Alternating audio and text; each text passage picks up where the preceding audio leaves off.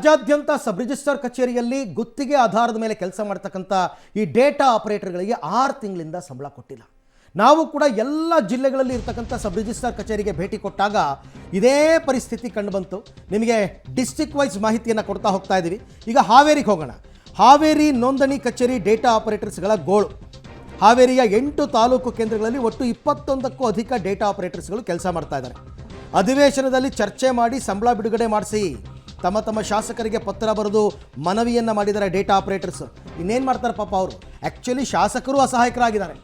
ಶಾಸಕರು ಹೋಗ್ಬಿಟ್ಟು ಮಂತ್ರಿಗಳನ್ನು ಅಥವಾ ಮುಖ್ಯಮಂತ್ರಿಗಳನ್ನು ದುಡ್ಡು ಬಿಡುಗಡೆ ಮಾಡಿ ಅಂತ ಕೇಳೋಷ್ಟು ಧೈರ್ಯನೂ ಇಲ್ಲ ಅವರಿಗೆ. ಯಾಕೆಂದರೆ ರಾಜ್ಯದ ಆರ್ಥಿಕ ಪರಿಸ್ಥಿತಿ ಏನು ಅಂತ ಎಲ್ರಿಗೂ ತುಂಬ ಚೆನ್ನಾಗಿ ಗೊತ್ತು.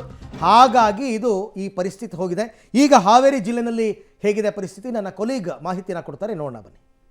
ರಾಜ್ಯದಲ್ಲಿ ಕಾಂಗ್ರೆಸ್ ಸರ್ಕಾರ ಆಡಳಿತಕ್ಕೆ ಬಂದ ನಂತರ ಗ್ಯಾರಂಟಿ ಯೋಜನೆ ಮೂಲಕ ಭಾಳಷ್ಟು ಹಣವನ್ನು ವ್ಯಯ ಮಾಡ್ತಿರುವಂಥದ್ದು, ಅದರಲ್ಲೂ ಕೂಡ ಅನುದಾನವನ್ನು ಕೊಡ್ತಿರುವಂಥದ್ದು. ಈಗ ನಾನು ಹಾವೇರಿ ಜಿಲ್ಲೆಯ ಹಾನಗಲ್ ತಾಲೂಕಿನ ಸಬ್ ರಿಜಿಸ್ಟ್ರಾರ್ ಕಚೇರಿಯ ಮುಂಭಾಗದಲ್ಲಿದ್ದೇನೆ.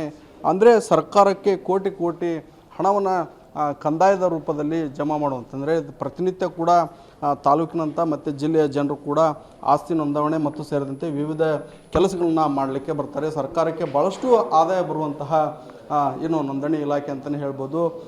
ಆದರೆ 6 ತಿಂಗಳಿಂದ ಅವರಿಗೆ ಏನು ಕಂಪ್ಯೂಟರ್ ಆಪರೇಟರ್ಗಳಿದ್ದಾರೆ ಅವರಿಗೆ ಯಾವುದೇ ರೀತಿಯಾದಂಥ ವೇತನ ಬಂದಿಲ್ಲ. ಹೀಗಾಗಿ ಅವರು ಕೂಡ ಪರದಾಡುವಂಥ ಪರಿಸ್ಥಿತಿ ಕೂಡ ಆಗಿರುವಂಥದ್ದು. ರಾಜ್ಯಾದ್ಯಂತ ಭಾಳ ಏನು ಬೆಳಗ್ಗೆಯಿಂದ ಹಿಡಿದು ರಾತ್ರಿ 6 ಗಂಟೆವರೆಗೂ ಕೂಡ ಅವರು ಕೆಲಸ ಮಾಡ್ತಾರೆ. ಆದರೆ ಅವರಿಗೆ ಕೂಡ ವೇತನ ಇಲ್ಲ ಅಂದರೆ ಹೇಗೆ? ಸರ್ಕಾರಕ್ಕೆ ಕೋಟಿ ಕೋಟಿ ಆದಾಯವನ್ನು ನೀಡುವಂತಹ ಸಿಬ್ಬಂದಿಗಳ ಪರಿಸ್ಥಿತಿ ಈಗ ಏನು ವೇತನವಿಲ್ಲದೆ ದುಡಿಯುವಂತಹ ಪರಿಸ್ಥಿತಿ ಬಂದಿರುವಂಥದ್ದು. ಹೀಗಾಗಿ ಅವರು ಕೂಡ ಈಗಾಗಲೇ ಶಾಸಕರ ಮೂಲಕ, ಅಂದರೆ ಆಯಾ ಕ್ಷೇತ್ರದ ಶಾಸಕರಿದ್ದಾರೆ, ಎಲ್ಲ ಶಾಸಕರಿಗೂ ಕೂಡ ಪತ್ರ ಮುಖೇನ ಈಗಾಗಲೇ ಮನವಿಯನ್ನು ಸಲ್ಲಿಸಿರುವಂಥದ್ದು. ಹೀಗಾಗಿ ವೇತನವನ್ನು ಕೊಡಿ ಅನ್ನೋ ಮಾತನ್ನು ಹೇಳಿರುವಂಥದ್ದು.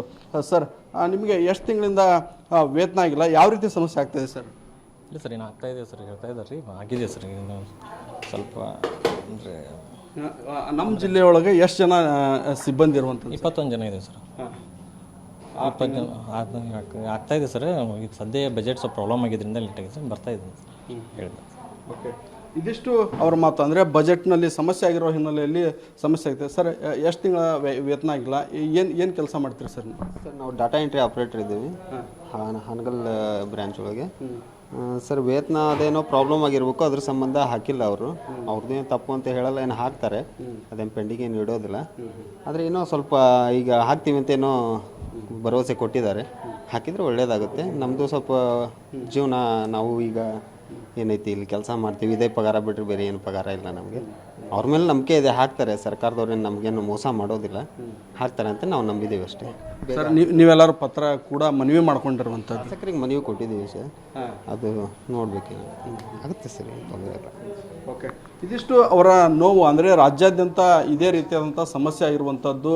ಕಳೆದ 6 ತಿಂಗಳಿಂದ ವೇತನ ಆಗ್ತಿಲ್ಲ. ಹೀಗಾಗಿ ಅವರು ಕುಟುಂಬವನ್ನು ನಂಬಿಕೊಂಡು ಜೀವನ ಮಾಡ್ತಿದ್ದಾರೆ. ಉಪಜೀವನಕ್ಕಾಗಿ ವೇತನ ಕೊಟ್ಟರೆ ಅವರು ಕೂಡ ಜೀವನ ಮಾಡ್ತಾರೆ. ಸರ್ಕಾರಕ್ಕೆ ಕೋಟಿ ಕೋಟಿ ಆದಾಯವನ್ನು ನೀಡುವಂತಹ ಸಬ್ ರಿಜಿಸ್ಟ್ರಾರ್ ಕಚೇರಿಯ ಸಿಬ್ಬಂದಿಗಳಿಗೆ ವೇತನ ಇಲ್ಲ ಅಂದರೆ ಸರ್ಕಾರ ಯಾವ ರೀತಿ ಅನುದಾನವನ್ನು ಬೇರೆ ಬೇರೆ ಇಲಾಖೆಗೆ ಕೊಟ್ಟು ಕೈ ತೊಳ್ಕೊಂತ ಕೆಲಸ ಮಾಡ್ತಿದೆ? ಇನ್ನಾದರೂ ಕೂಡ ಸರ್ಕಾರ ಎಚ್ಚೆತ್ತು ಇವರು ಕಂಪ್ಯೂಟರ್ ಆಪರೇಟರ್ಗಳಿಗೆ ವೇತನವನ್ನು ನೀಡುವಂಥ ಕೆಲಸವನ್ನು ಮಾಡಬೇಕಾಗಿದೆ. ಕ್ಯಾಮ್ರಾಮನ್ ನಾಗರಾಜ್ ಜೊತೆ ಫಕೀರಯ್ಯ, ಪಬ್ಲಿಕ್ ಟಿವಿ, ಹಾವೇರಿ.